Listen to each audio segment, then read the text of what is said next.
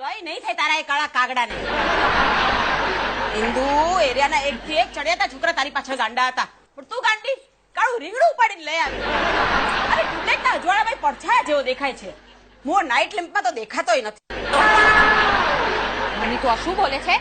એ સાંભળશે તમને કેટલું ખરાબ લાગશે. દિલના કેટલા સારા છે બિચારા, અને એ બધું પડતું મૂક. તું મને કે તારે આ બૂટ ઘર ખરીદવું છે, 3.5 લાખ રૂપિયાનું છે. હા હા અમે ચોપાટી તો છે મારી પાસે. લાવ લાવ. ઇન્દુ મોજા ક્યાં છે? દરિયામાં. એ સરદાર સરોવર, હું દરિયાના મોજાની વાત નથી કરતો, પગમાં પહેરવાના મોજાની વાત કરું છું. પપ્પુ ડાર્લિંગ.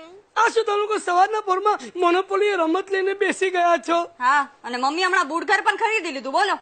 સરસ. ક્યારે શિફ્ટ થાવ છો? શું? ના, સરસ એરિયા છે, ત્યાં તમને પાડોશમાં હેંગિંગ ગાર્ડનના વાંદરાઓની કંપનીએ મળી રહેશે. ઇન્દુ એમને કહી દે અત્યારે હું ઓલરેડી ગોરીલા વાંદરાની કંપનીમાં જ છું. મમ્મી આ શું બોલે છે તું? પપ્પુ મમ્મીની વાત માટે આઈ એમ સોરી. હા નહીં બોલવા દે. How sweet. કન્ટિન્યુ. આ બધા જ વિશેષણોનું હું એક લિસ્ટ બનાવી રહ્યો છું, અને તમે જયારે મરશો ને ત્યારે તમારી મૃત્યુ નોંધમાં આ બધા જ વિશેષણો છપાવીશ. ગોરીલાના સાસુ, કાગડાના મધર ઇન લો આ કાળા રીંગણાને વિલાપ કરતો મૂકીને નર્ક લોક સીધાવી ગયા છે.